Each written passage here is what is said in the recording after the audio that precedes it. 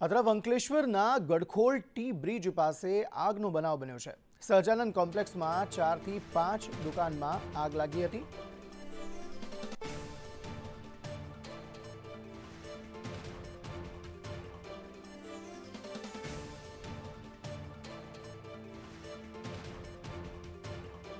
કારણ હાલ અકબંધ જણાવાઈ રહ્યું છે। ફાયર ફાઈટર દ્વારા આગ પર કાબુ મેળવી લેવાયો છે, પરંતુ આગ કઈ રીતે લાગી તેને લઈને હાલ તપાસ કરવામાં આવી રહી છે। અંકલેશ્વરના ગડખોલ ટી બ્રિજ નીચે આવેલ સહજાનંદ કોમ્પ્લેક્સમાં ભીષણ આગ લાગી હતી।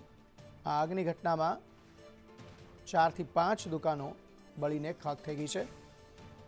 આગની ઘટનાને પગલે અંકલેશ્વર નગરપાલિકા તેમજ ડીપીએમસીની ટીમ ઘટના સ્થળે પહોંચી હતી અને આગ પર કાબુ મેળવ્યો હતો।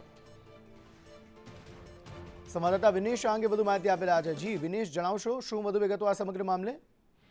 જી અંકિત, ગઈકાલે મોડી રાત્રે અંકલેશ્વર ના જે ગડખોલ બ્રિજ છે ત્યાં આવેલા શોપિંગમાં અચાનક આગ લાગી ગઈ હતી।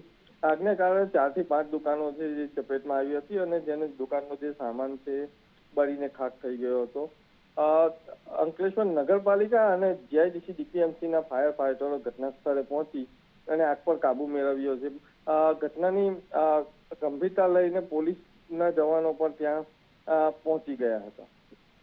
આભાર સમગ્ર માહિતી આપવા માટે।